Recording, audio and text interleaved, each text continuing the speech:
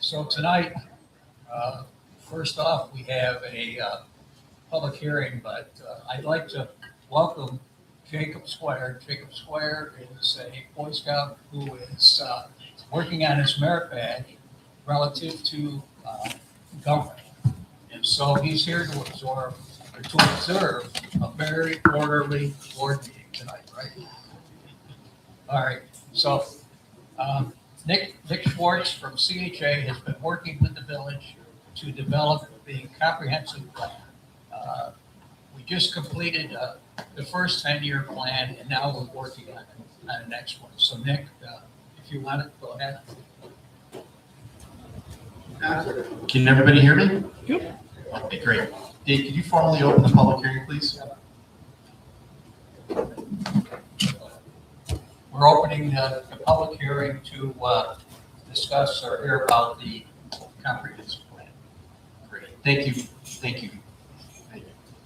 As Dave said, my name is Nick Schwartz. I'm the project manager and primary author for the village's draft comprehensive plan. The draft comprehensive plan, we've been working on this for the last year. We delivered a draft in May that opened the comment period on the draft. This is the formal public hearing for comments that are going to be taken on the draft. So just kind of what we're going to do tonight. I'm going to do a quick 15-minute presentation of the highlights of the draft of the comprehensive plan. Then the public hearing has been opened. We're going to take public comment. We're going to receive public comment on the draft. I want to make sure that people know we're not going to respond to comments tonight. We're going to take them all, as well as any comments that have come in previously. Any comments that have come previously, thank you very much, to make sure that I can hold the mic a little closer. I'm not used to doing this. We'll get there eventually. And what's going to happen is we're going to go ahead, we're going to take the public comment for this evening. Any public comment that came in prior to this, to the village, we're going to synthesize those, we're going to review them, make sure that we can find out which ones affect the content and quality of the draft comprehensive plan. And from there, we're going to revise the plan, and then we'll deliver a final comprehensive the village, which will then be adopted in force. Everybody hear me okay? Better? Worse? All right, just make sure I keep it up here. So somebody just give me the high sign if this starts dropping or if I can't talk loud enough. That'll be the first time I've ever been told I can't talk loud enough. So, kind of what is the comp plan, right? It's kind of the roadmap. It's probably the most important document that the village has at its disposal, because what this does is it charts growth for the next 20 years.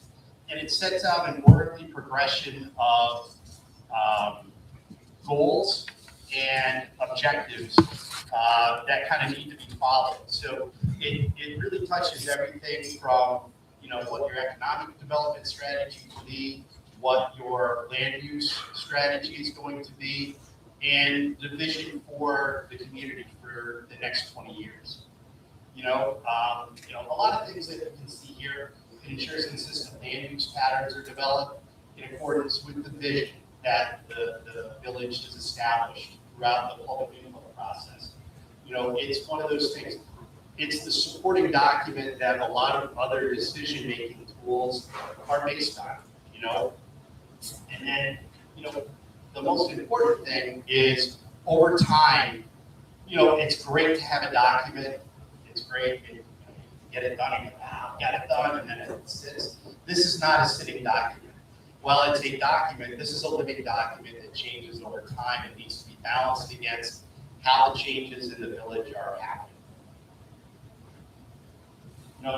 When we talk about how to do this, how do we get here? So, there was an advisory committee that was based upon community members, elected officials. They kind of guided us through the first part of kind of what were the basics of what we would want to include in the draft. Then we came back here in October last year. We had a visioning session. We talked about what we could happen. We gathered a lot of great input for the draft plan. And, then we interviewed all of the service providers within the village itself. Anywhere from fire, EMS, police, public works, schools, to make sure that we had the whole picture of what the existing conditions were and what the needs looking forward were, for the next 20 years. So that kind of gave us the framework of the beginnings of the draft. And I want to go through a couple of these things because they're very important. So statutorily, a comprehensive plan is mandated by New York State law under village law authority to be able to provide documents that guide zoning and growth and land use within a village. I don't know how many people have heard about SECRA or SEEKR. That's a State Environmental Quality Review Act. Every comprehensive plan is considered a type 1 action because it does affect more than 25 acres within a municipality. What does that mean? It means that it goes through a little more thorough scrutiny and a little bit deeper environmental review. And it needs to be a little bit coordinated. So in this case, the coordinated item for SEEKR in this case was Onondaga County. So they are part and parcel because you've got a state route within the jurisdiction through 239-M, which is another state law that requires projects that are on a state thoroughfare to be coordinated with review and a recommendation from the county planning board. So that kind of gives you a little bit of the thought process. I am going to go through just a couple things here. There's about 3 slides for each of the chapters within the plan itself. So I'm going to try to get through those as quickly as I can.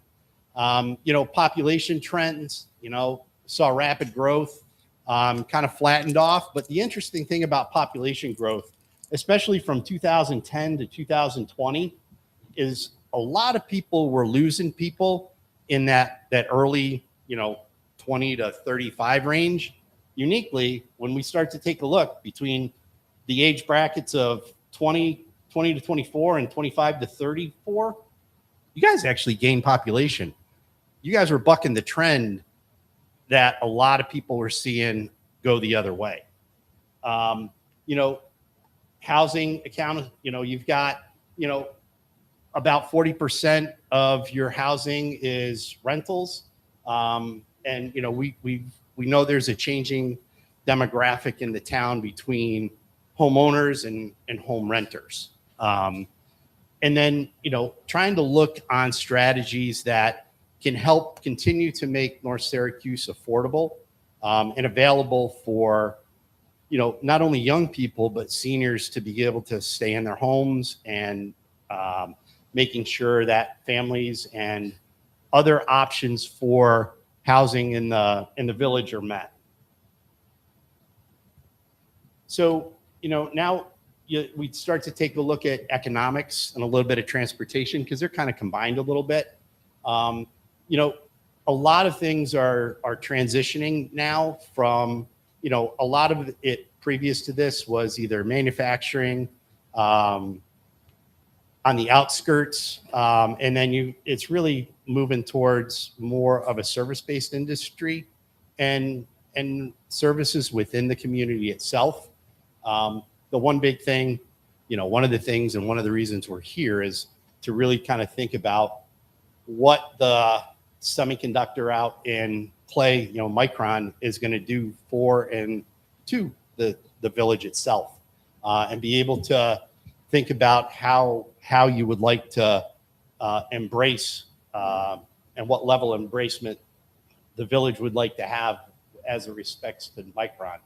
We all know that, Route 11 in South Bay, it's tough. I put that, in a very large quotation. But a lot of those things are out of control, but you guys in the village feel the effects of development inside and outside. So, how the network works is going to be really important as you continue to look at SMTC, New York State DOT, the county as partners to help and manage traffic within and adjacent to the village itself. The other thing that has come up is you've got a pretty good spine of pedestrian network within the village, generally located along 11 Main Street, a little bit about South Bay, but it really begins to look at how do we widen that pedestrian network? How do we connect it from one side of the village to the other? And how do we connect parks in and of themselves for pedestrian activity? So that way you can get to the parks without having to get on a street. So, and then we talk about, land use, infrastructure, community service, good and bad. You guys you're a fully developed village. You're 90% built out, pluses and minuses there. But a lot of what you're going to see is probably infill and redevelopment over time, over the next 20 years, and to look at the infrastructure, your water and sewer, keeping it up in good working order. But as development occurs, redevelopment occurs, making sure that infrastructure is kept up is going to be extremely important to be able to help continue to make sure there's economic vitality and availability within the village from an infrastructure standpoint. Nobody likes to hear that nasty word sewer moratorium because there's not enough capacity in the sewer, so everything kind of gets held up. When we talk about community services, over time, they're going to face some challenges, right? We all know how big the existing village police is, but, and same thing with fire. All of these things over time are, there are certain standards they need to meet and certain facilities that have to meet those standards. So it really is thoughtfully making sure that you do a good job planning for improvements that are going to be necessary to maintain both EMS and police in terms of their ability to function and be accredited and standardized. And then, strategic planning, right? What we mean by that is, how do we begin to help encourage economic development strategically and where that wants to be, both from a land use perspective, but also from a fiscal and incentive-based planning. And then trying to coordinate that with more on the regional planning side with the county and the state themselves. And kind of that was a lot of kind of the existing conditions. Now we get to talk about the fun stuff, like what's the vision? So the group came up with a vision statement. This helps guide what's going to happen in the next bit of time. And this kind of resonates with a lot of people. Village of North Syracuse with growth, more vibrant, attractive, community, clearly defined gateways, walkable neighborhood, and a unified village. So what does this mean? That kind of really puts you, forward-looking, forward-feeling community basis. It's all going to help, the economic development, at least in terms of strengthening the tax base, but at the same time, not losing that community feel that you guys have developed over time, and it continues to have that reason why somebody wants to move to Syracuse because of its great attributes. And kind of looking at how we can leverage, major facilities like Wetron, airport, as they continue to grow, and really kind of how we leverage that to the benefit of the village itself, both from a tax-based perspective, but also from movement perspective. And then how do we really improve aesthetics and continue to improve aesthetics? Over the last 20 years, since 2005, comp plan was adopted. There have been lots of great changes. The downtown cluster plan, the Parks and Rec guidelines, a couple of others that really have been able to help the village shine and help the village develop in a meaningful way. But it all comes back to that vision that you have, and how the vision carries through your actions.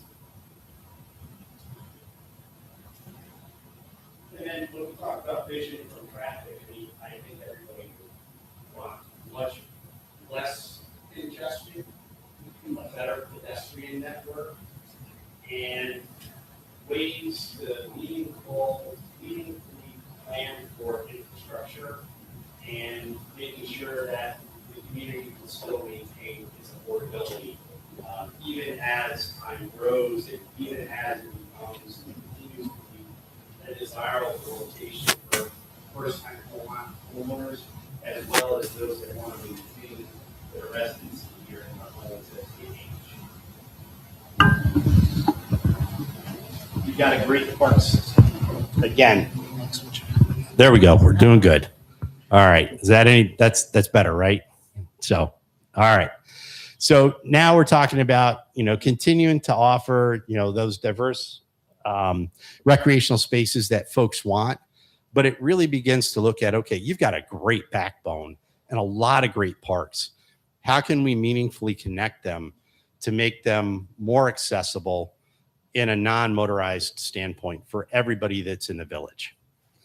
And then when we start to take a look at, okay, your historical and cultural assets, Plank Road, the Wizard of Oz Memorial Grove, Conway Schoolhouse, kind of really bringing those up. So they are recognizable pillars and gems that they are, but they need a little more polish to get them to where they need to be, so that they become identifiers for the village of Syracuse, North Syracuse, and they become synonymous with them. And then, really kind of looking at strengthening community identity, strengthening those bonds within and between neighborhoods through awareness and even just different opportunities, neighborhood block parties, different things that can be able to bring the community together as time goes on. Part of the requirement within a comp plan is to look at alternatives. And you have to look at them through the planning process. They have to be realistic. And the reason we do this is that we want to make sure the comp plan serves as the guiding framework to help the village evolve over time and not allow it to stagnate, and not be a document that constrains growth or constrains something, but becomes flexible over time. So that way you can continue to, make adjustments that are needed as conditions warrant them as the village develops. So we did take a look at a number of different alternatives in terms of, what would look good to evaluate the preferred strategy against. But the one that stood out most is we call it the no action alternative, or a lot of times it's the do nothing alternative. Just if you stayed with what you stayed with, what would happen? And that's what we based the alternatives analysis on. Is you guys have a great framework here, and what would happen if we just left that framework in place versus what we would look at in terms of the preferred strategy, in terms of what's included in the goals and the objectives for moving forward for the village.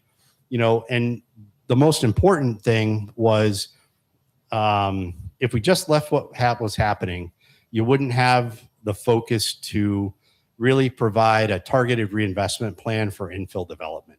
And then, want to make sure that that strategy aligned with the environmental constraints and the market constraints that you currently see and are going to continue to see for a little bit, to make sure that, over time you have really long-term sustainable growth. And by sustainable, I don't mean this up and down motion where, you got a lot at once and then you have nothing. It's about how do we make sure that we continue to push forward, and like stairs that go up, kind of step up over time. So there's the implementation plan. So that becomes, how do we begin to move forward, both from framework and from the actual adoption process from here. I think I mentioned to a couple people as we were talking before the public hearing that really it starts with the village adopting, first receiving your public comment, taking that public comment, modifying the draft plan that's out there right now. That will become a final plan. And then the village will adopt that plan, making it in force as the guiding document for land use decisions, zoning decisions, economic decisions, moving forward. And then, you really want to make sure that, like I said, this needs to be a living document, and you really need to review it and monitor it over time.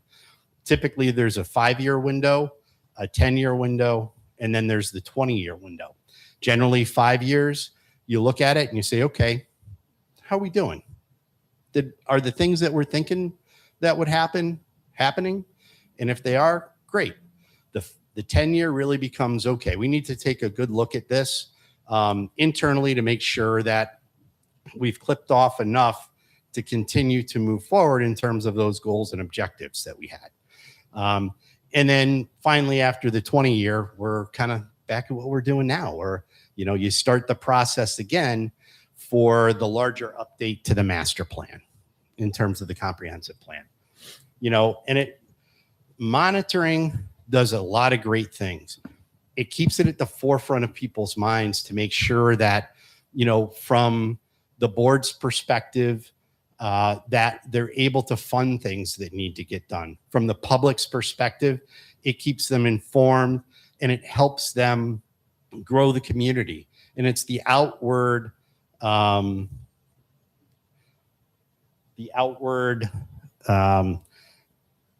action that shows that the village is moving forward with the plan that they developed. So there are a couple things that really came out on the top, both from comment from the public as well as the different departments and board members that we talked to.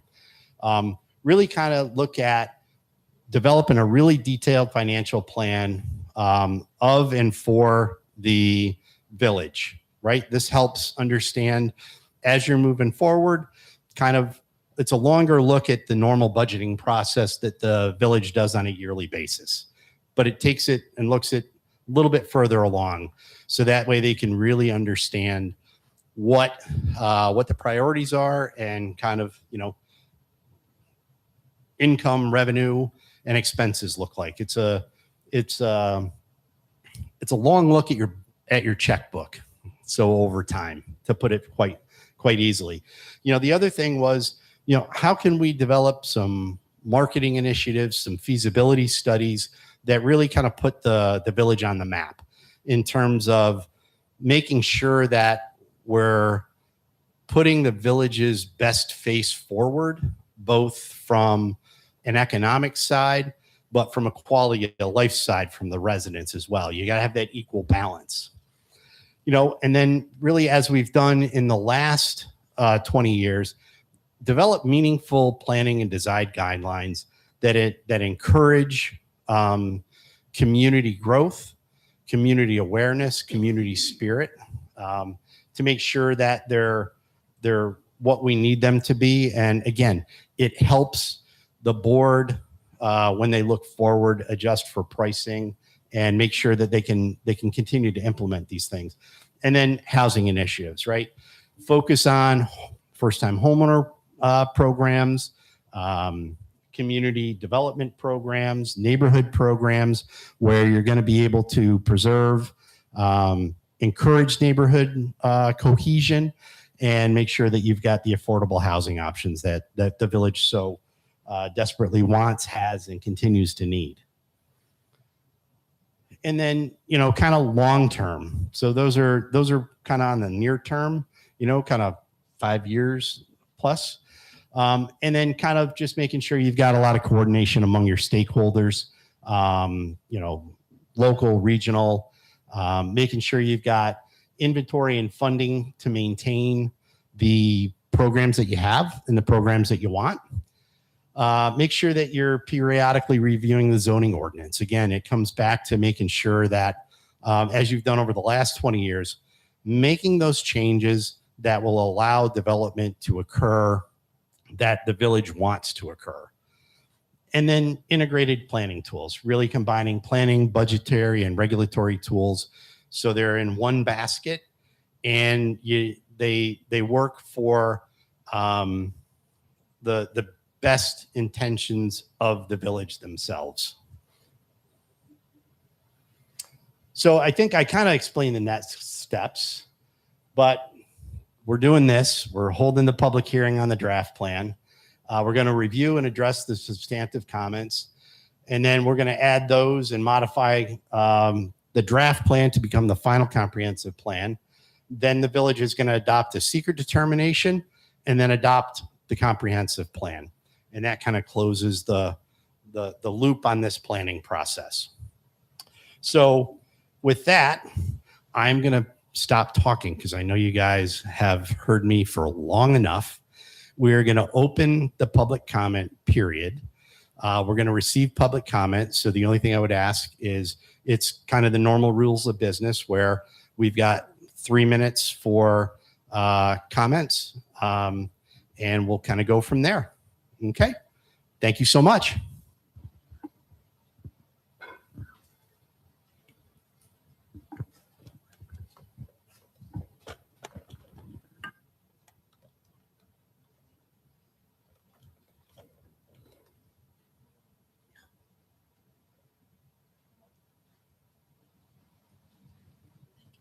Is a copy of the comprehensive plan on our website? Yeah. Right? Yes. Yeah. Okay. Is there going to be any comment period for people who can review this and send comments in to this plan anymore? So the plan's been available for comments since May 13th.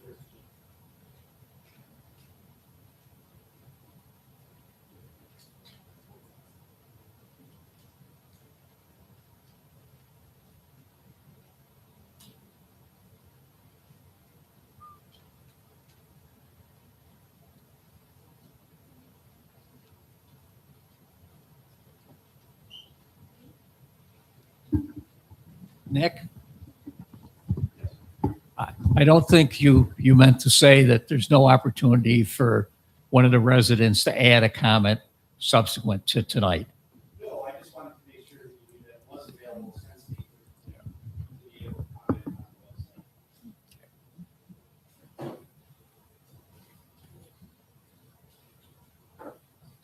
on the website. Hi, I'm somebody whose family moved here in 1949.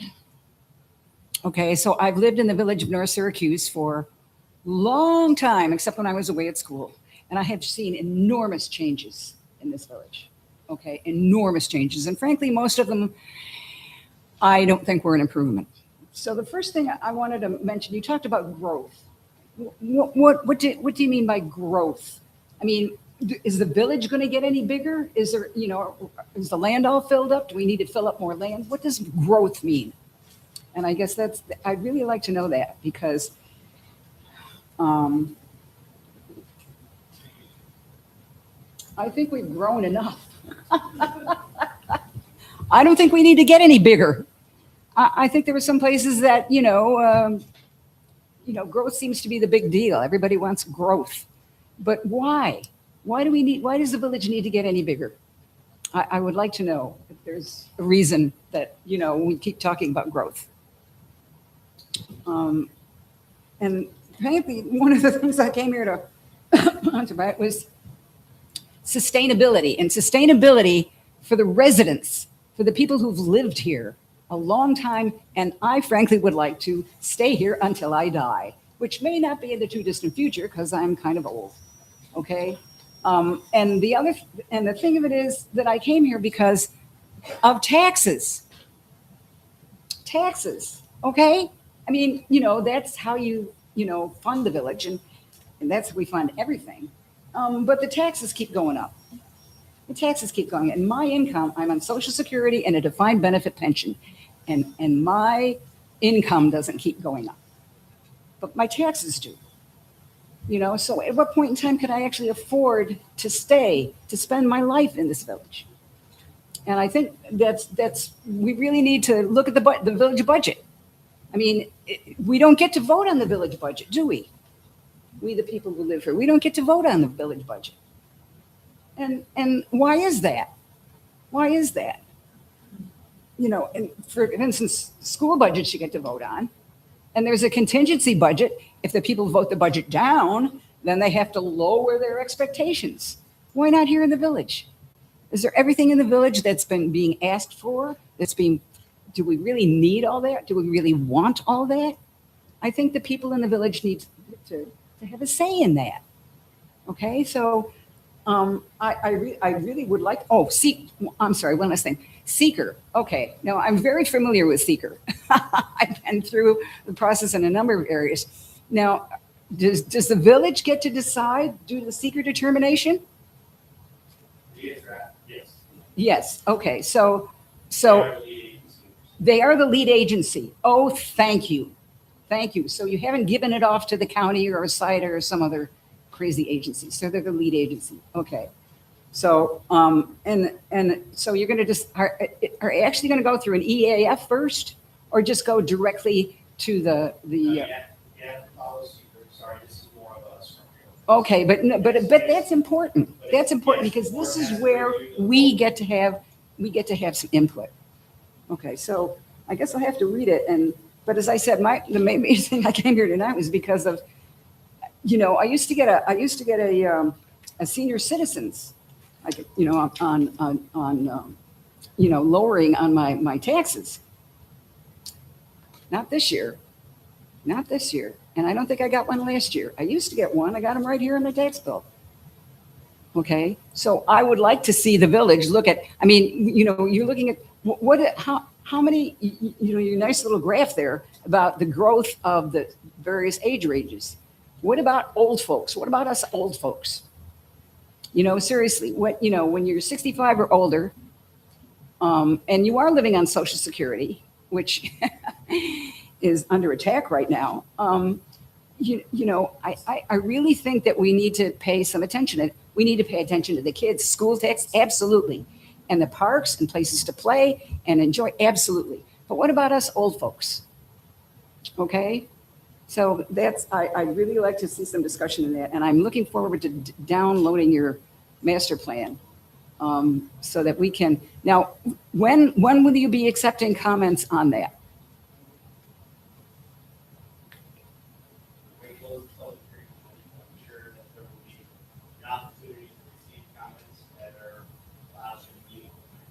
Okay, because especially with regard to Seeker, believe me, okay, as I said, I've had enough experience with Seeker, okay, to know what the little boxes that need to be checked, what is considered a significant environmental impact as not one, and that makes a big difference because that'll make a big difference in what you do your environmental, your total environmental impact statement on.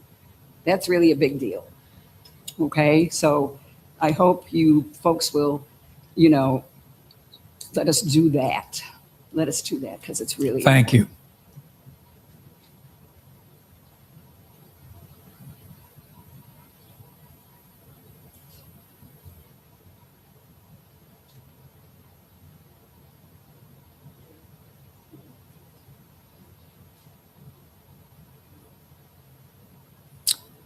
Any more comments relative to the comprehensive plan?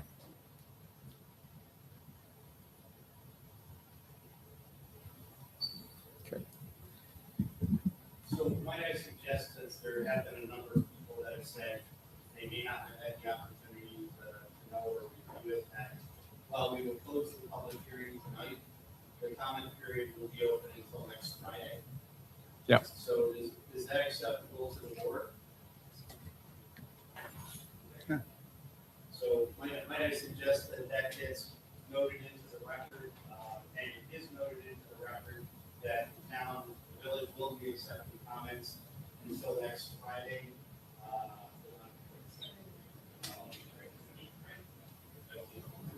The 19th. Yeah, so the 19th. Village Hall's closed on the 19th. Village is closed on the 19th. Juneteenth. So this Thursday, the 18th. And that'll be set up until 5 o'clock. Okay. All right. So we'll close the public hearing at 6:07. Clerk, if you would, well, I think we'll start with a pledge of allegiance.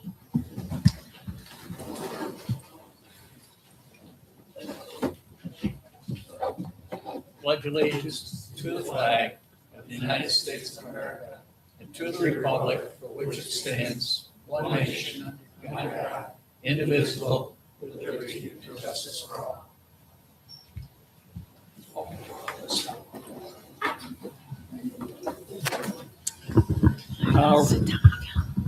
Clerk, if you would call the roll.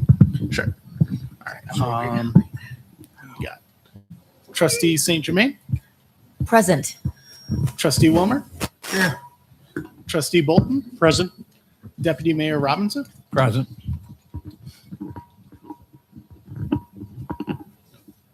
So tonight on the agenda is Citizens' Voice. And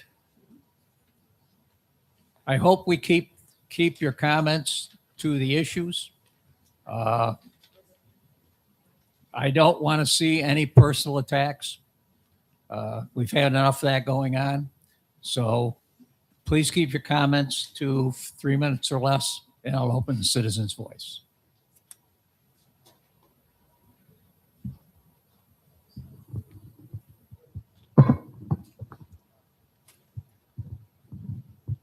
Good evening. My name is Joseph Estalos. I'm a citizen. I live at 118 Palmer Drive in the Village of North Syracuse. I have served the Village of North Syracuse Fire Department since 2005. Half of that time I've been an officer of the fire department, and in the last 4 years I've been a chief officer, including and up to now being a chief of the North Syracuse Fire Department. At this time, I would like to ask if there are any additional members of the Ethics Committee present other than other than Deputy Mayor Robinson and Ken Ryan.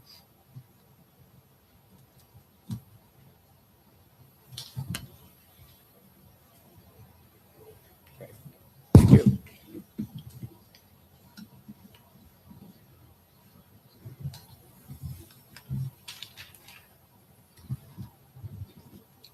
This is to be considered a formal request for an investigation to be conducted for the information posted publicly on social media by Trustee Luann St. Germain, which constitutes conduct unbecoming a village official on the basis that it is false and or misleads the public in order to further a personal political agenda which ignores the trustee's responsibility to accurately represent the Village of North Syracuse. It damages the reputation of the Village of North Syracuse Fire Department, hinders recruitment and retention efforts. It endangers public safety and endangers the health and welfare of the firefighters of the Village of North Syracuse Fire Department. To note, a phone call was placed at 5:01 p.m. and 6:07 p.m. on 6/10/2026 to Trustee St. Germain to resolve this matter. The calls went unanswered and unreturned prior to the filing of this official complaint and request for investigation. In order to save time, Exhibit A, B, and C in this report are posters that were made from a Facebook account titled Village of North Syracuse Trustee Luann St. Germain. Actual and factual accurate information supporting the complaint. Regarding Exhibit A, in a post that detailed an 11-point plan, the North Syracuse Fire Department is not mentioned in this 11-point vision statement. Every other village department is. Exhibit B, this is a post regarding the proposed fire station addition. Quote, the proposed $5 million fire station project. This is unsubstantiated and misleading. At no time has an actual dollar value been placed on the project referenced. This project is still in the planning and design phase. A final set of working drawings and a dollar amount has yet to be established. $5 million figure was a target top value. Additionally, this is misleading the public on the potential tax implication as no funding has been secured or finalized. The village is actively seeking grants to offset the total dollar value, which has yet to be determined. I believe public safety is essential, not supported by evidence and facts. Trustee St. Germain was notified by the chief of fire that a campaign sign was placed directly in front of a fire hydrant, directly negative impacting public safety by hindering fire department access to water supply on Route 11, a busy commercial corridor in the Village of North Syracuse, picture attached. Trustee St. Germain never mentioned the fire department as part of her vision to improve the Village of North Syracuse. The first mention of the North Syracuse Fire Department is in this public post that negatively portrays a fire department project in order to rally voters based on tax explanations that are not substantiated or have been presented as a matter of factual record. Quote, according to statements made by Hubert Brewer Construction Company during one of the planning and presentation sessions to the village board, the representative stated the third fire station would essentially be a twin of the one or two fire stations already have. I've attached the official board minutes from that meeting. At no time has a statement been made by Hubert Brewer Construction Company or CHA, the village engineer, that states this is a third fire station, nor this would be a twin to one or two of the fire stations in the village. This project is located directly adjacent to the North Syracuse Fire Department Station 1 at 109 Chestnut Street, North Syracuse, New York, 13212. This statement makes no logical or factual sense. Why would a third fire station be erected next to the main fire station? This project is in addition to the existing fire station. By the logic above, we would currently have 3 stations already because Station 1 was renovated in the early 2000s already. The proposed addition is approximately 5,400 square feet. It is mathematically impossible to be a replica or twin of either existing station. The drawings that were previously submitted as 60% working drawings clearly depict space that are needed to further mitigate firefighter cancer risks and be in line with recommendations and standards being set forth by the NFPA and OSHA. In addition, this could not possibly function as a standalone third fire station as applied by the above statements. This project has the potential of existing stations being consolidated with a net loss of square footage and net gains in efficiency, firefighter health and wellness, and public safety. Quote, in our 2-mile radius village, we don't need a third fire station at all. This is misleading and leaves out complete information. The geographic boundaries of the North Syracuse Village, 2 square miles, do not represent the geographic boundaries of the North Syracuse Fire Department Protection and Service Area. Map attached. The North Syracuse Fire Department engages in a fire protection contract with both the town of Cicero and the town of Clay that exponentially increases the fire department protection area. The North Syracuse Volunteer Fire Department responds to approximately 800 to 900 calls annually and represents one of the busier suburban departments in Onondaga County. 2/3 of that annual call volume comes from territories protected outside of the Village of North Syracuse proper. This is only projected to increase as development in relation to Micron impacts the town of Clay and the town of Cicero, including the Village of North Syracuse. Areas outside of the Village of North Syracuse include, but are not limited to, North Medical Center, the Taft Road Commercial Corridor, North Syracuse Junior High School, Drivers Village, the Route 11 Commercial Corridor north of Bear Road and south of Taft Road, the Hiller Heights Residential Area, Abundant Life Church, Route 81 and Route 481. The North Syracuse Fire Department brings in 2/3 of its annual fire protection budget from fire protection contracts. The North Syracuse Fire Department has the second lowest tax implication to the Village of North Syracuse residents next to the Codes Department among all departments in the village. Quote, isn't what the taxpayers need or want right now. This is conjecture and misleading. This project has not gone to public referendum. There is no way of knowing of what the majority of the taxpayers want. There hasn't even been a public comment period. Trustee St. Germain has not attended any of the planning meetings for this project since conception. She does not have the expertise in firematic operations nor the background on this project to reliably make a statement about what the needs of the firefighters are. Exhibit C, incomplete clarification and misleading. The named trustee correctly lists the address of the North Syracuse Fire Department Station 1 and Station 2. The named trustee omits that Station 2 is located at 71 General Irwin Boulevard, which is in the town of Cicero, not the Village of North Syracuse. The land that that station resides on was originally part of the Syracuse International Airport and the National Guard Air Base, and it's owned by the town of Cicero.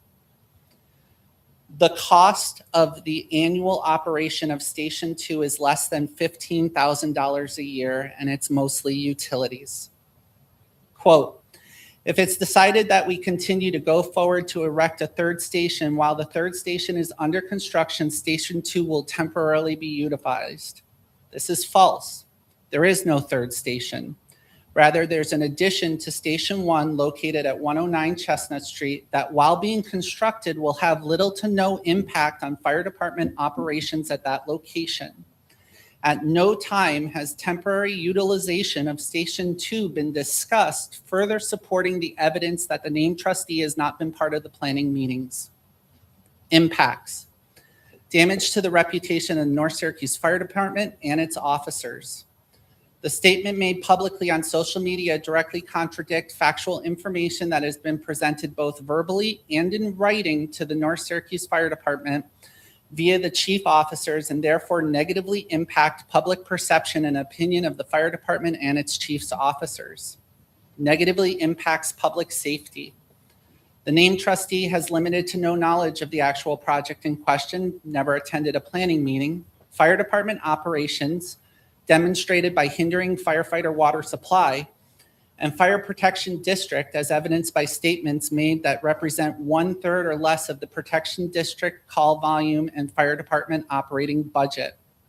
Making public statements that are false or misleading regarding the fire department operation is dangerous and inappropriate for any village official. Utilizes their title and potentially confidential insider knowledge or lack thereof to falsely influence residents, in this case, to further a political agenda.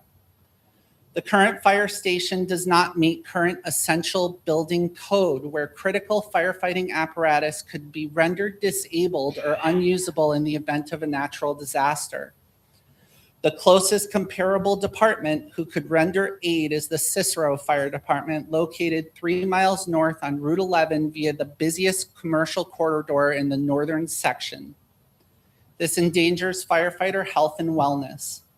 The named trustee does not present a factual representation of why the North Syracuse Fire Department is proposing an addition to the fire station. Firefighters represent one of the top professions susceptible to cancer.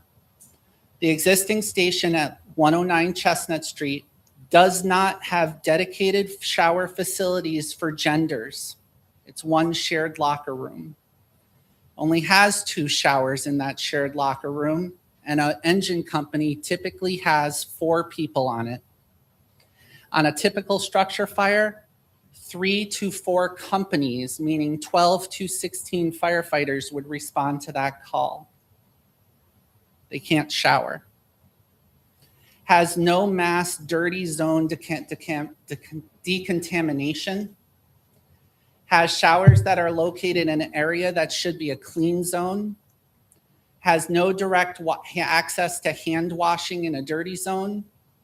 Does not meet current standards for turnout gear storage. Has turnout gear decontamination that's located in a clean zone and on the 2nd floor in the boiler room. Does not have proper SCBA maintenance and decontamination spaces. Does not have space for firefighter training. Furthermore, this hinders recruitment and retention efforts of the North Syracuse Fire Department. Recruitment. It's reasonable to infer that prospective volunteer firefighter who reads the above posts would second guess if they wanted to volunteer their time and effort in an organization that is being made a central part of a personal political agenda of a trustee who has a responsibility to present factual and complete information, not just information that aligns with said agenda. Retention. It's reasonable to infer if firefighters do not have facilities, equipment, and means to reduce cancer risks, they will discontinue service to the fire department. These issues were identified to Trustee St. Germain during a personal tour of Fire Station 1 by past Chief Patrick Brennan. By knowingly excluding this information because it does not support the personal political agenda of said trustee, firefighters lose faith and trust in village officials who have an obligation and commitment to educate themselves fully on issues and gather facts in order to make informed decisions and or to inform the public so they may do the same. The complaint outlined above seeks immediate resolution, which includes but not limited to public acknowledgement of all factual information provided, public acknowledgement of all misleading, incomplete, or inaccurate information that's been posted to social media, the immediate removal of inaccurate information from any and all social media platforms, vetting of any and all information that's presented as factual representations of the village business, including fire department operations, firematic operations, limited but not included but not limiting to facilities, equipment, personnel, and vehicles. A public apology to the firefighters of the North Syracuse Fire Department. Lastly, further investigation to the removal of post and or blocking of any village resident or trustee as it pertains to the First Amendment of the Constitution of the United States. Usage of a social media page to conduct official business, make announcements, or solicit feedback, that comment section is considered a public forum. Viewpoint discrimination. Trustees cannot delete comments or block users simply because they disagree with the opinion being expressed. Doing so is legally defined as viewpoint discrimination and is a violation of free speech rights. It has come to the attention of the complainant in this matter that the named trustee has potentially blocked and or deleted comments that oppose their respective political agenda in violation of free speech. Potentially comments that oppose the information presented in the post above may have been deleted or omitted. A separate investigation into any and all deletion of comments or blocking of individuals by named trustee is hereby requested. Thank you. So your submittal will go to the board, the Code of Ethics, and we'll convene. Thank you. Any other comments, please? 3 minutes. That was a long 3 minutes.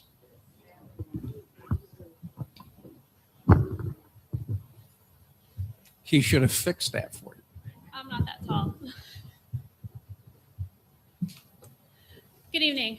My name is Patience Freisinger from Oakley Drive, and I'd like to make some comments on the rental registry. Would you get closer to the microphone, please?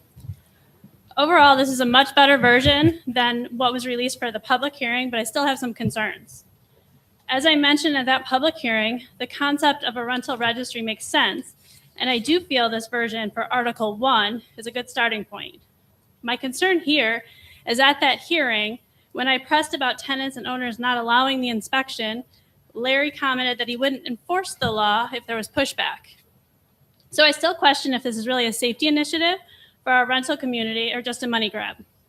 If this is important enough to make a law, it should be important enough to enforce it, or it's not worth the paper it's printed on. Next, my continued major concern is with Article 2 regarding the disruptive conduct. First, a question for Larry and the board, but let me finish before you answer. Do we have a recurring issue that we haven't been able to have addressed through current village, county, or state laws? The mandatory eviction clause does not sit well with me. Have the due process and fair housing implications been addressed and discussed? The eviction clause carries high litigation risk. And in my quick search this morning before I started my day, I found similar laws have been struck down in New York State. The Board of Trustees of the Village of Groton v. Pirro in 2017 ruled that there was a First Amendment violation as the ordinance had an effect of punishing tenants for calling 911, and it harmed the victims as it put crime victims and domestic violence survivors at risk of losing their home just because police were called. In Elkhorn versus Muhammad, also in 2017, the courts ruled that the city of Rochester violated state and federal due process protections for similar laws. The main reason for the findings in these and other court cases is related to forcing landlords to violate the New York State Real Property Actions and Proceeding Law and Good Clause Eviction Law, and they also create unsafe environments for the tenants. By passing this law, we are opening the village up initially to lawsuits from civil rights groups and ongoing lawsuits from tenants and landlords. So I ask again, do we have major issues that have not been resolved with current laws? Has the village attorney released comments on this proposed law? And if so, can they be made public for us to see that he supports it 100% before a vote on this? I'd like to see this voted down tonight, or at least Article 1 only passed and Article 2 removed from the code to protect those in our community. Thank you. Thank you.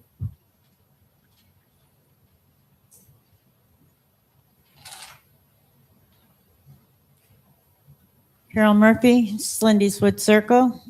I'm going to go over the taxes. And yes, ma'am, you are correct. They're outrageous. I did a little search between the town of Cicero, the town of Clay, and then, of course, the village. Now, take into account when you see the village, you have to take the town and county and add it into your village taxes, because in the town of Clay and the town of Cicero, they get one tax bill. And it is spelled out what they pay for garbage, what they pay for trash, bulk pickup, all that stuff. So just as a quick overview of what people pay for a 1,200 square foot townhome valued at $159,000 to $160,000. You can't tell in Clay, you can only go by market value, which is comparable to the market values of those two properties, because Clay uses units, not assessed value. So for a 1,200 square foot home in the village, the town and county taxes are $1,523. The village bill that just came is $2,083 for a grand total of $3,606 is what a 1,200 square foot home pays in the village. Take that same home in the town of Clay, their taxes are only $2,480. Now, mind you, the town of Clay is extremely large. They are lucky people. The town of Cicero, $2,969. They're a little bit smaller than Clay. But then you have the little pin drop village, okay? And I've asked several times How many residents are there in the village that pay property taxes? Never got an answer. How much do we pay for garbage pickup? Never got an answer. How much do we pay the highway department? Never got an answer. How much do we pay for the perks? Because remember, we were told that the beautiful flowers on Main Street were all donated. But thank you, Trustee Bolden, because you let us know that we pay the DPW and parks to water and put them up. So when can we get some sort of transparency what we are paying for? Because don't you think it's a little ridiculous that $3,600 for a 1,200 square foot home in the village is a little much? Thank you. Thank you. Anyone else?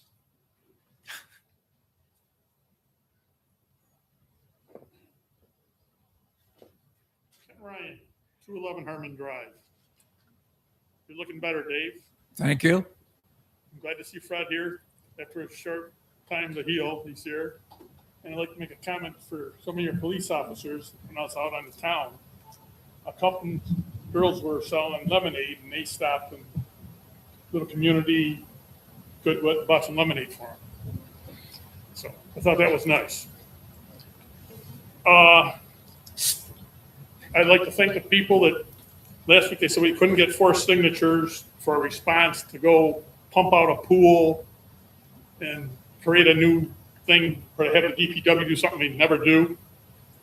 Because as it was, the people were going to pump out the pool themselves and taking down the pool, which they did. So all this big emergency to do things that we never do was unnecessary. And another thing, there's a safety hazard down at 628 Main Street. The dumpsters were too close to the building. That was back in February. They've had the dumpsters there, which is unsafe. And it was reported in February to codes, and nothing was done about it. And just recently, we had a dumpster fire right next to the building. And luckily, the building didn't catch fire itself and then put firefighters at risk trying to save a building where it shouldn't even been in if something would have been done about it when it was reported. Months went by, nothing was done. Thank you. Anyone else? Pardon me. I'm looking for an update on the Carol Wall and Slinswood. I'm looking for an update on the audit. So have we done any, have you had time, Mr. Robinson, to do anything with the audit? We have put out requests for quote for 2 other agencies that were recommended by Mr. Bolton. Okay, and who are those 2 agencies and when were those put out? What date were those put out? I don't recall the name of the agencies. John, do you? I gave 6 or 7. I don't know Yeah. what. I don't know Yeah. what 2 you sent them to. So he gave you 6 or 7, you put it out for 2, and you don't know the names of the companies that you asked or the date you did that? I'm just trying to clarify. I'm just trying to understand. Why don't you do that? I'm sorry? I don't have an answer for you. Okay. Is there a way you could get back to me to let the community know about the audit? I'd be happy to let the community know. And could you get back to me since I'm requesting the information to let me know? I mean, you've got my number. I'll put it on the website and everyone can have it at the same time. Okay. And could we ask for an ETA of when you will do that?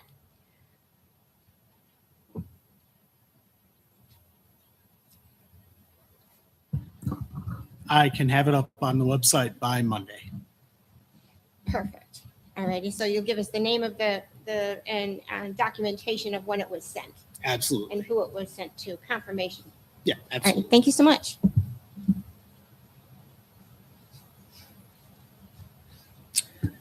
Okay. We'll close the citizens' voice. We need a motion to approve the May 28th board meeting minutes. I'll make the motion.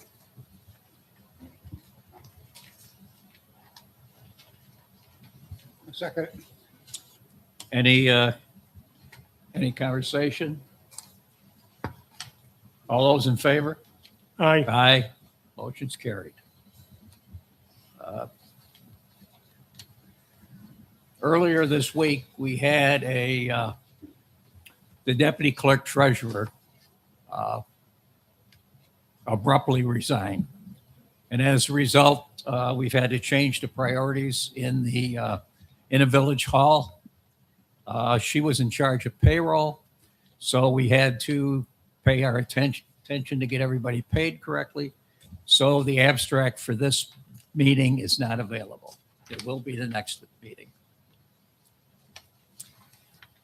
We have budget transfers from A1325.16 payroll services to A25.466 training in the amount of $525. Second. All's in favor? Aye. Aye. Okay. And then we have a transfer A8560.466 tree removal to A51110.21 equipment to cover the balance due on the DPW generator. I'll make the motion. Second. All in favor? Aye. Aye. Okay. So we have on the agenda to approve the rental registry. I agree with what you said last time, and it was gobbled up.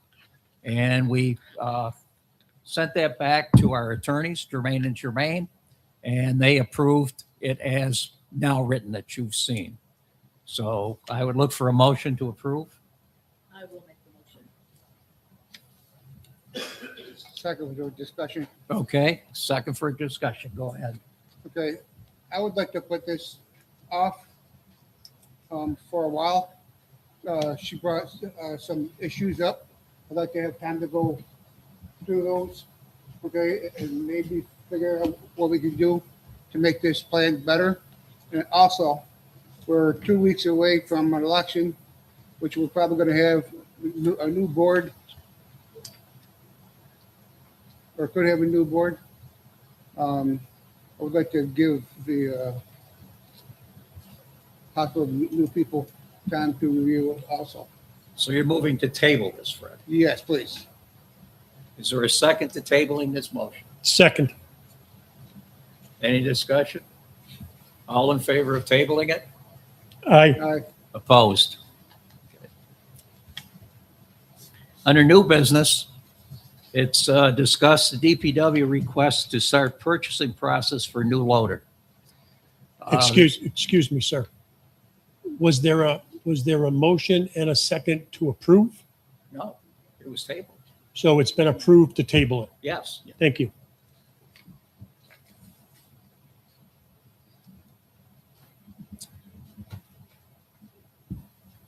So the DPW is contracted with Five Star Equipment for a new loader.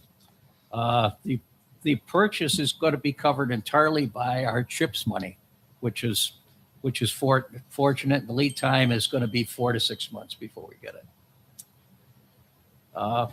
This one is a little bit premature, in my opinion, but we're looking to approve the DPW's request for a 3-month rental of a Bobcat skid steer. This particular skid steer is used for clearing the sidewalks. So actually what the DPW is trying to do is get ahead with the supplier of the skid steer so that we have it when we need it. Okay. And we'll need a motion to Yeah, approve I'll make a that. motion to approve. A second. Any discussion? All in favor? Aye. Aye. Okay. The next one is to approve enrolling the police chief's attendance at the International Police Chiefs Conference from October 24 to October 27. This is pre-approved training for a conference that the chief normally attends. A motion to approve? Motion. Second. Any discussion? All in favor? Aye. Okay. This is more for information. We're working to, in the budget, we have a replacement police car. And right now, what we're working on is getting the financing information from M&T Bank as to how we're going to do it. Okay. This one I've mentioned before. This is a motion to accept the resignation of Deputy Clerk Treasurer Tanya Galvin, effective 6/8. So move. Second. All in favor? Aye. Aye. So we're working now to find candidates, working through staffing agencies to replace this position. This is a key position. Okay. One more time with Citizens' Voice. We're going to have to address this. If you remember when we set up the original Citizens' Voice, we were going to give it a 4-month try period. And we have to, amongst the board, decide how we want to do this in the future. So Citizens' Voice? Not the same. No, it's not the same. I just have questions. This rental for the Bobcat, how much? $2,000 a month. A month for Yep, 2,000? $2,000. Last year we rented it for five months, but the DPW thinks we can do it with 3. Just some clarification I'm looking for from the fire department. I was told by several residents that I've had the pleasure of getting phone calls from about station number 2, that it's a storage unit. That is factually incorrect.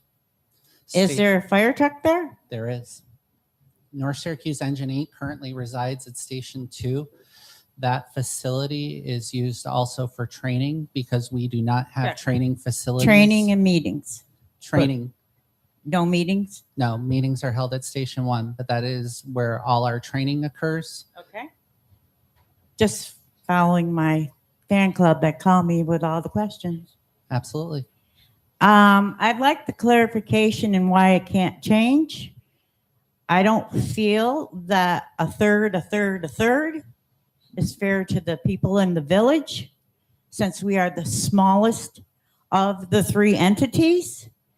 Why the town of Clay wouldn't be much larger, Cicero to follow, and then us. Seeing that, the calls, they're not in the village. That's factually incorrect. Well, not all of them. 1/3 of our calls are, the typical distribution of the calls is about equal between the village, the towns, and the village and the 2 towns. Well, it's the same thing as we get it from the police chief. It's just we went on so many house visits, we did so many tickets, but never in what municipality are these being done? Is it in the town of Clay? And not the town of Clay side of the village, the town of Clay. Correct. On an annual basis, it is approximately a third. Because I don't see how the village, being as small as it is, doesn't have the tax base that the other towns have. Why the village is taking on the same amount as a huge town like the town of Clay. The town of Clay and the town of Cicero also support 5 other fire departments. I understand that. And our budget for the town of Clay and the town of Cicero is the smallest fire protection Just- budget. Just the opinion of the residents that it really, why can't, even though it's the way it's been done for years, why we can't change and do something else. Because I was here at a meeting back, I think it was in October, when Mayor Butterfield was still here. And he wanted to put off that a third, and hold off because the fiscal year for the village is not the same as fiscal years in the towns. And everyone here voted for it, but Mayor Butterfield. And I don't see why we can't rethink that little third to do something to lower the amount that we don't know what we pay. You pay less than $400,000 per year. But for that fire doesn't tell protection. me at my house how much I'm paying of that money because we don't have a detailed tax bill. So people are wondering what they're paying for this stuff because it just says village tax. Sure. You pay more for parks than you do fire protection. Well, I don't know that because it's not there. And as I said the first time up, nobody gives you an answer to the question. What do I pay for this? What do I pay for that? I would be happy to go over the fire department budget with you if you would like to come to the station. Can you tell me first how many residents actually pay taxes in the village? That would not be up for me. That would be for the Well, board. you need that first before you can figure the rest out. Thank you.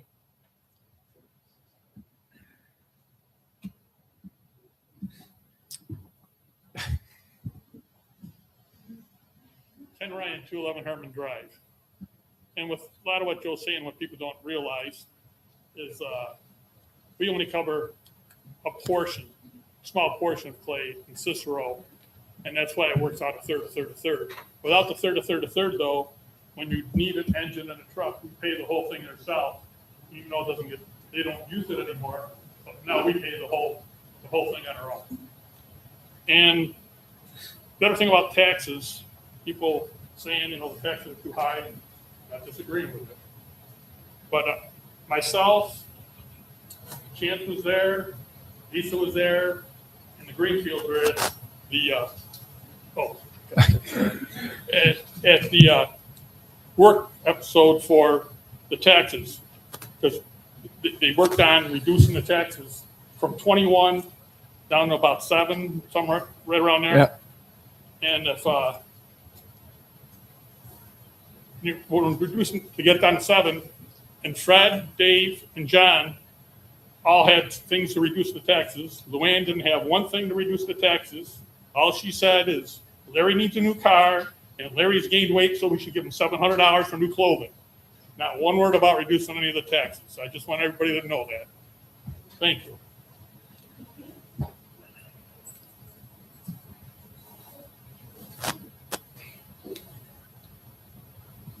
Hi, my name's Denise Blowers. I live at 19 Lee Terrace. I have 3 questions, and we'll finish these questions and the answers within 3 minutes.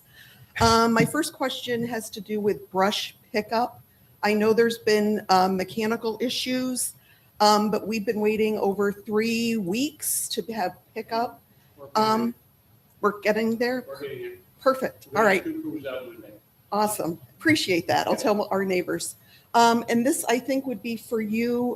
We've talked about a lot today, the village website. Yes. Typically, when I go to the village website, I just do searches. This past week, I really looked at it. On the bottom of the main page, it says, "We want to hear from you." It had to do with the village meeting times. I tried to vote multiple times this week, and it's not taking my vote. So if that could be looked at, or if the thing is over and done with, just let us know what the results are. The other thing is this week, I did submit a code complaint. I got a green check mark that it was submitted. But typically, do you get a text message or an email saying thank you for submitting your complaint? I believe that goes through the codes Okay. department. I'll address this then. I did call codes department yesterday, spoke with Pearl. She's wonderful.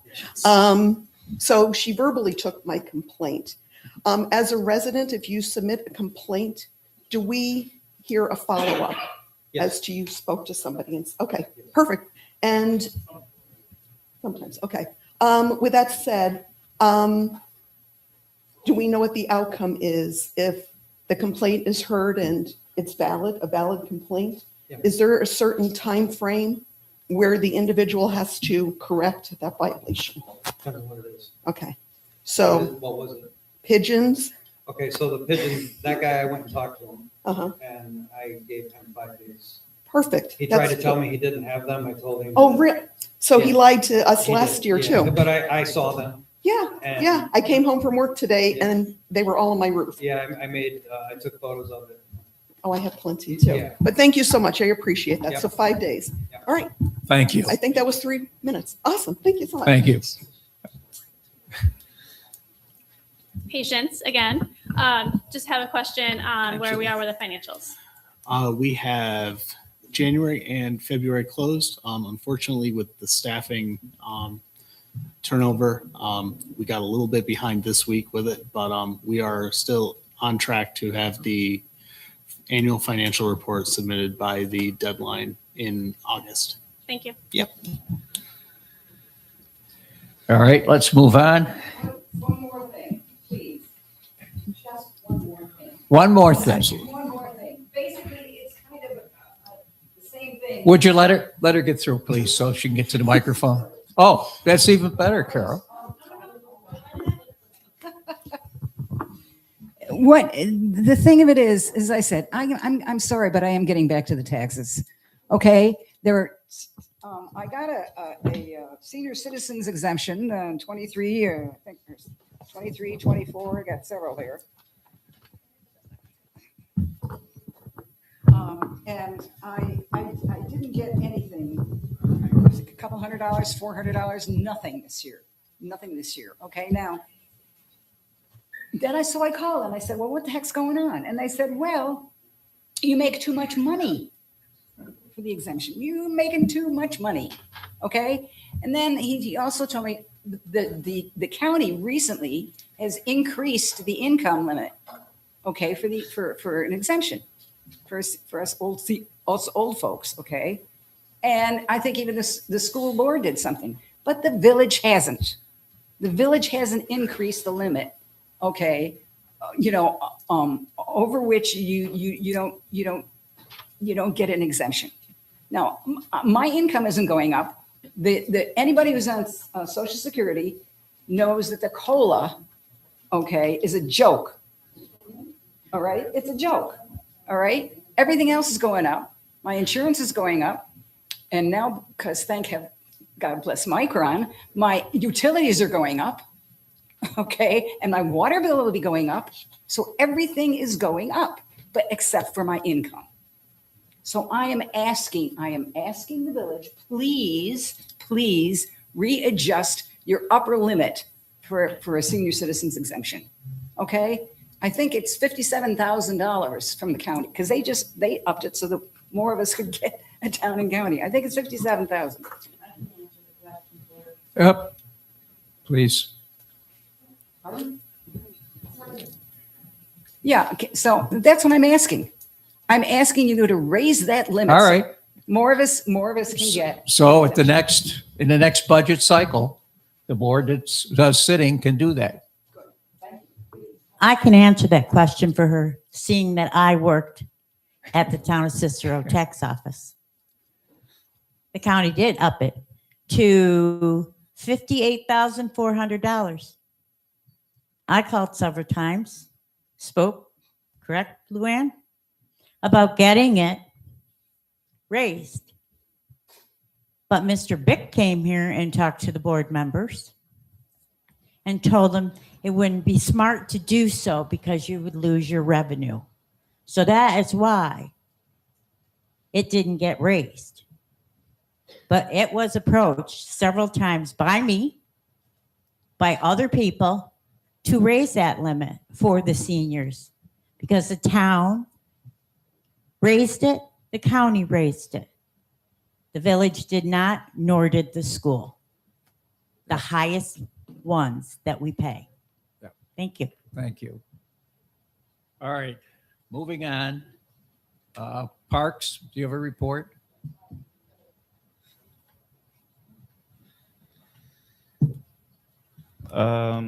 So the elevator is installed, operational, not to the public yet. We did have the electrical inspection yesterday. The state inspection is scheduled for next Wednesday. at 9:30. So once that is complete, it'll be operational to the public. As far as the AC unit project goes, they started up working on it again today. The parts came in for the ductwork. They said it should be done sometime next week, which is a good thing because I've heard that the portable AC unit is not, it's not cooling the room as much as we thought it would. As far as other things go, we still have spots open for summer camp. Registration, $300 for village residents for 6 weeks, $500 for non-residents. Swim lesson registration has begun at Village Hall, as well as pool passes. We do plan to open the pool next Saturday, depending if we get it clean or not. We just had chlorine finally put in the pool today. The vacuum filter pump went out, so I still have to wait on an electrician to come wire that properly. But if all goes well, we hope to open the pool on the 20th. Thank you. Codes? Okay, Meals on Wheels, they are near completion. They are on schedule for their final inspection on June 26th. We have the old Pie Guys location. We have had somebody that has purchased the building, and they will be going to planning, I guess, here in the next month. And they're going to become a new pizza place. Say pizza? Pardon? So we're looking forward to that. They some of you may have seen them paint and clean up the exterior of the building. So we're waiting for them to come and pull the rest of their permits and get to the planning board. Store America, all 4 foundations have been installed. The framing for the building 1 is complete with insulation installed. Building 2 framing is near completion with all else remaining. Building 3 and 4 have their rough framing up with everything else remaining. I have made some structural corrections on the fasteners and anchors, and they promptly made the corrections. So they're actually pretty easy to work with. They are currently installing the pervious systems on the driveways, and they are set for the end of June for a completion date. Dollar General, as all of you know, that is completed and open. So it's a pretty nice looking store. I've had 3 cases in court that are active. One was just moved to a 6-month ACD, which means adjournment and contemplation of dismissal. Let's see, there will be 4 townhomes built that will be located at 510 South Bay Road. They are set to go to planning after some site plan changes are made. And I was able to get the Bear Road Plaza parking lot ground down and repaved. Thank you. Thank you. Fire Chief? Thank you, Deputy Mayor Robinson. The fire department has responded to approximately 450 calls. I didn't have the actual number because, as you saw, my 2 lieutenants run out. We added a couple just in the last couple of minutes. Unfortunately, I don't have the breakdown, but I'm sure I can data mine it for the village of North Syracuse, the town of Clay, and the town of Cicero. But I know annually, like I said, the call volume is approximately 1/3 each. The fire department is making ongoing efforts. We recently, the committee was down in to do the pre-build for truck 1. We're very excited about the pre-build. Again, social media is a dangerous tool. Aside from what was mentioned earlier, there was a comment floating around that truck 1 wouldn't fit in the existing fire station, and that's why we needed an addition. That is also 100% false. The new truck is smaller than the existing truck. Additionally, we had a demo model of that truck that we specifically backed into the station to ensure it would fit last summer. So I can say with some confidence that the ride height of this truck loaded is between 11 feet 4 inches and 11 feet 8 inches. and we have a minimum of 12 feet available in the existing bay. I think where this information may have been confused was a mention of a fire department who went through that sad story. That was not us. And also the fact that in the addition project, we are looking at bigger bay doors, not because our vehicles won't fit, but anybody who's tried to back in a tractor trailer into a space that's the size of a minivan would understand what we go through on a daily basis on Route 11. Or I'm sorry, on Chestnut. So I just wanted to dispel that because it is absolutely 100% incorrect. Additionally, Truck 1, the project for Truck 1, the maintenance costs of the existing truck are exceeding potential payments on the new truck. So that truck is over 20 years old.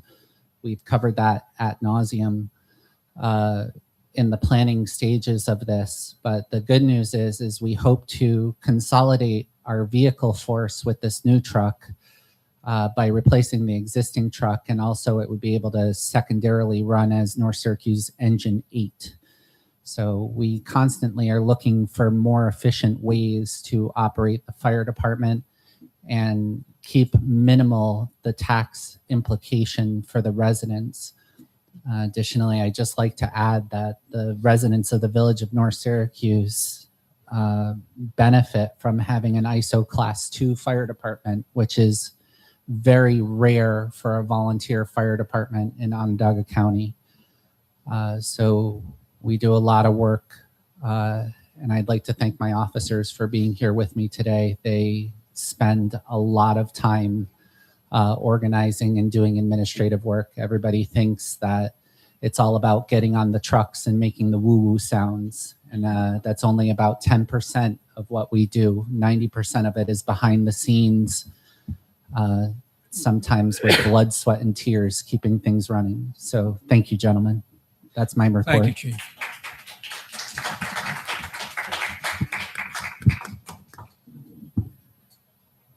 Highway. We finished up with bulk trash this month. We're all done. We started on bulk trash, right? We finished up with bulk trash. We're starting on bulk brush as we speak. Yesterday we started. We were supposed to start Monday, but the truck broke down for a day and a half. Joel got it back up and running again. We're piecing it together the best we can. We will have 2 crews out on Monday. We hope to catch up with them 2 crews, and we'll be back on track finally. There was a lot of brush and there was 249 houses this time, which has been the highest in the past year and a half, 2 years. So we got a little behind on that too, because there was a lot of bulk trash out there. But we're back on track. Let's see, Sue wanted me to tell you that we are closed on the 3rd of July. So if you have any mattress payments you need to make or get on the list, you have to get on the list by the 2nd at 3 p.m. or you will not make the list, because we are closed on Friday. We also, as you heard, we're ordering up the new loader. It's a John Deere. It's a 4-month to 6-month build. They are working with us pretty good. Came out of the CHIPS money, and it's a nice piece of machinery. It's something that we need desperately, along with a new brush truck, but we won't talk about that right now. We also have been doing a lot of lawn damage, a lot of tree trimming. We got a lot of concerns out there. I'm answering them as fast as I can. We're working on tree trimming on over the sidewalks in the roadways, and we'll continue on doing that as fast as we can. We've had a lot of breakdowns in just about every department, and we have one mechanic who's doing the best job he can to keep everybody up and running, and he's doing an excellent job as far as I'm concerned. And that's all I got for you. Thank you. Yep. Thank you. Police Chief. Okay, for the police department, I'll start out with some statistics from May. 542 calls for service, 140 property checks, 13 domestic incidents we've investigated, 24 motor vehicle crashes investigated, 88 traffic stops, 63 traffic tickets, 10 criminal arrests, 2 DWIs, and 5 larcenies.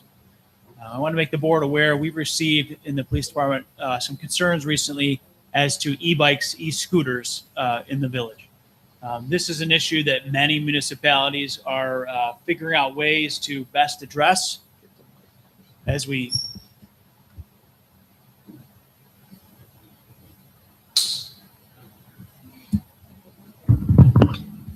So the e-bikes e-bikes and e-scooters are an issue of concern in many municipalities across the state.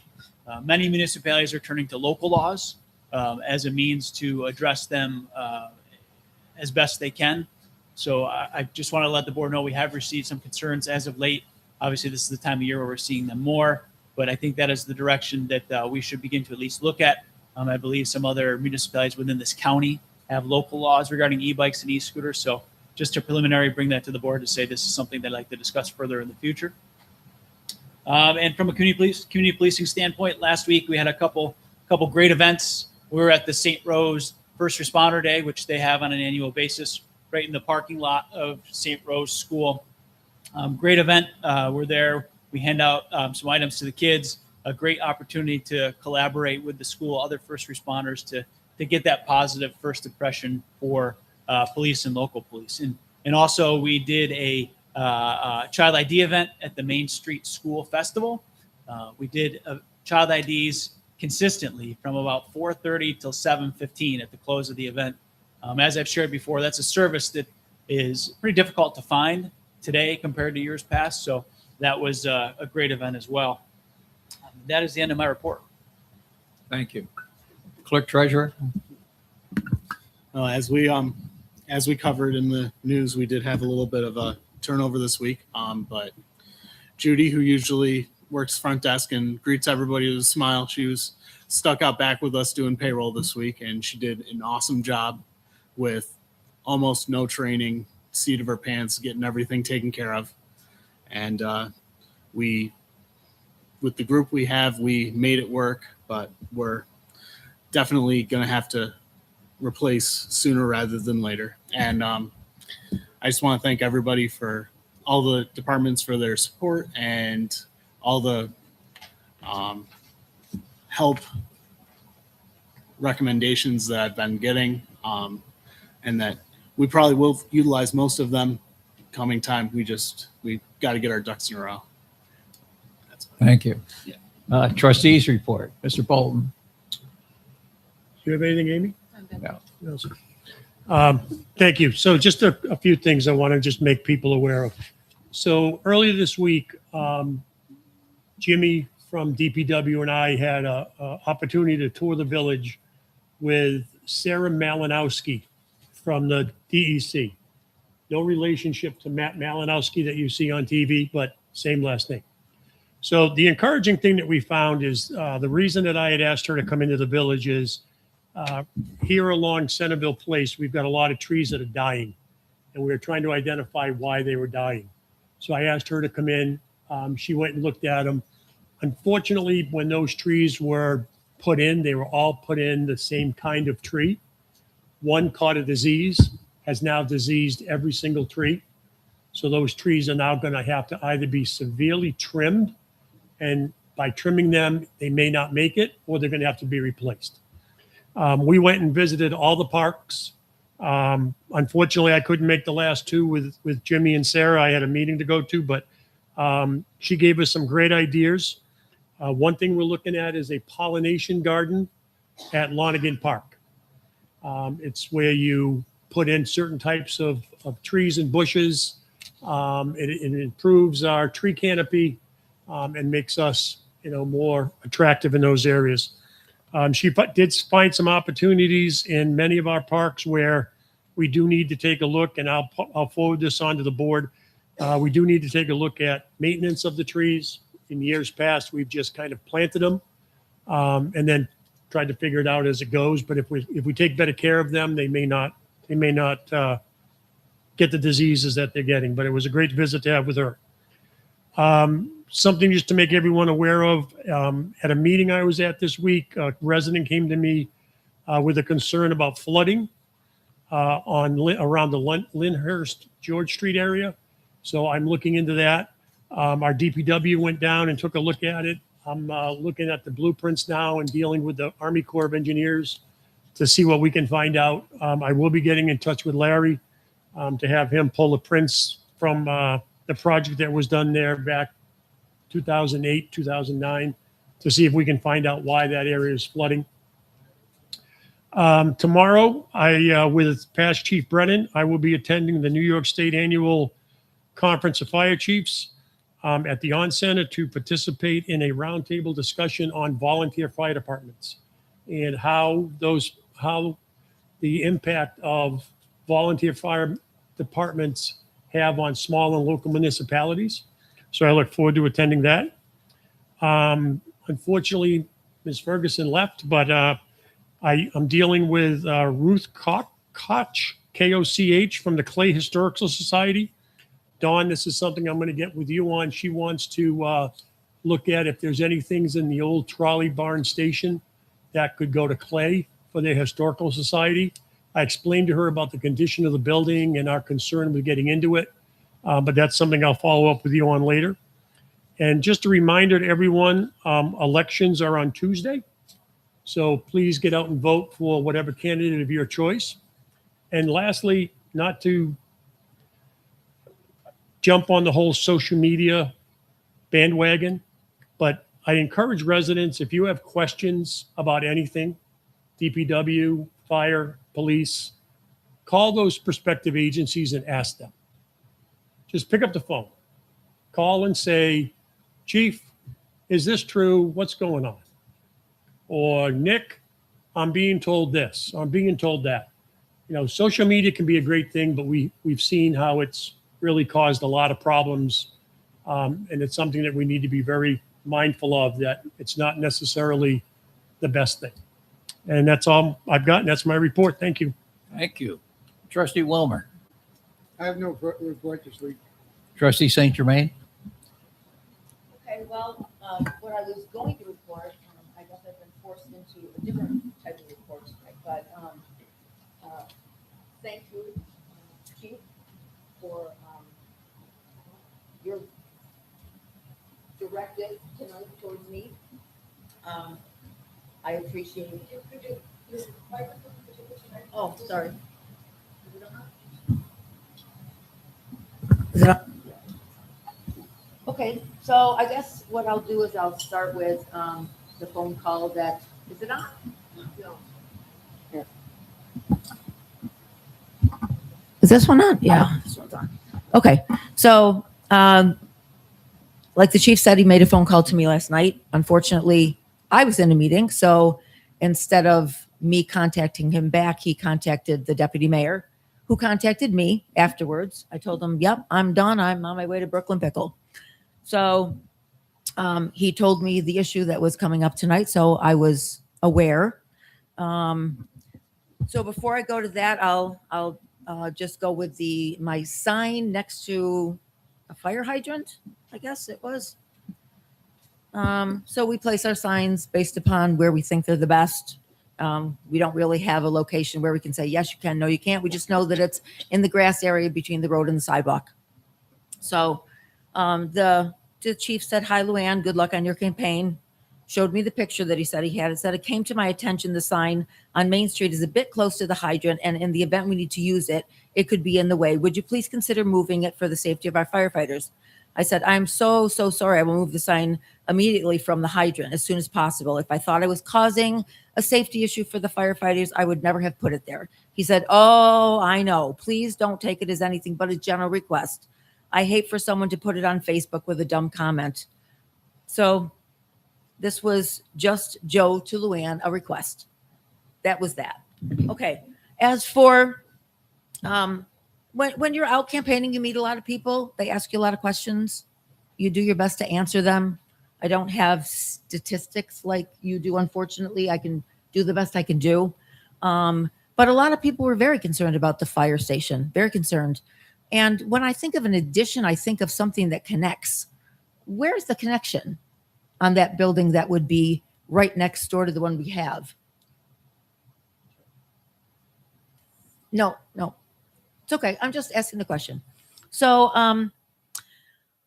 I started by not posting it by myself. I was answering a resident, actually. They asked me about fiscal responsibility, and this was one of the things that came up. And I said that I wanted to share something that was important to me, because going out and handing out flyers and meeting people and everything. So it says, North Syracuse, I'll read you what I wrote and see if it's should be to the ethics board. And it's fine, Mrs. Slattinger, that's fine. North Syracuse residents deserve fiscal responsibility from the candidates they elect to serve and to speak for them. Recently, I've been talking with residents throughout our village, and one major concern continues to come up: the proposed $5 million fire station project. I believe public safety is essential, whether provided by the fire department or our police department offering that protection. I work for the Village of Boltonsville Police since 2011, so know that firsthand. Not as a police officer. I think some people were misled to that, but I do communications for the Boltonsville Police, like the 911 for the village. Our firefighters are certainly a special group. You've heard me say many times that volunteer is an exceptional type of person, putting themselves last in emergency situations. They deserve the facilities and the equipment they need to serve our community efficiently, but responsible governments must go hand in hand with it. This proposed $5 million fire station project is a major expenditure. So before asking taxpayers to bear the cost, we've got to have all our oars in the water. According to statements made by Huber Brewer Construction Company during one of the planning and presentation sessions to the village board, the representative stated the proposed third fire station would essentially be a twin to one of the two fire stations we already have. And I do know that we do have that audio of it. Even though my opponent fully promotes the project and the huge expenditure that goes along with it, if this really is the case, I fear it would majorly impact the village and its financial stability. I do. In our 2-mile radius village, do we really need a third station at all? That was a question. That wasn't a statement like the chief proposed. Do we really need a third fire station at all? As I rewind the statement from Huber Brewer over in my head, that a third fire station would be a twin to what we already have, I fear a project like this with long-term impact that would be placed on the village isn't what the taxpayers want or even need right now. If elected mayor, I will responsibly continue to review if we are able to come up with the financial plan we need to put a third fire station in our village. If every dollar spent fails to provide the clear value to our residents, making the commitment to spend millions of dollars doesn't seem right. Our Syracuse families work hard for their money, especially these days. Supporting public safety while protecting taxpayers ensures maintaining the financial health of our community. The choice is not between supporting or not supporting the firefighters. It's about being fiscally responsible, and we can and must do both. That's what I wrote.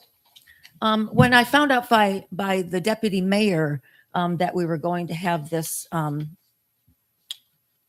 presentation tonight, I contacted legal counsel, and I sent him exactly what I just read you.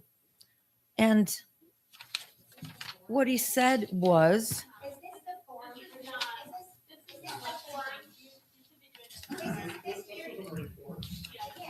this is my report. He wanted to let me know that he looked at my post and doesn't see any ethical or any violation. So there's nothing to that. Summarize. Summarizing is that I was answering questions. Excuse me. I didn't interrupt you. So like I said, I was forced into my report tonight, I believe. Okay. Thank you. Thank you.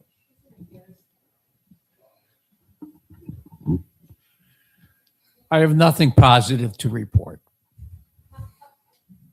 We're going to go to executive session to discuss a personnel issue. Thank you all for coming. We may return to regular session if something comes up that we vote on. So I make a motion to go to executive session. All in favor? Aye. Aye. Thank you. You guys, keep score at a time, will you, please? Here's a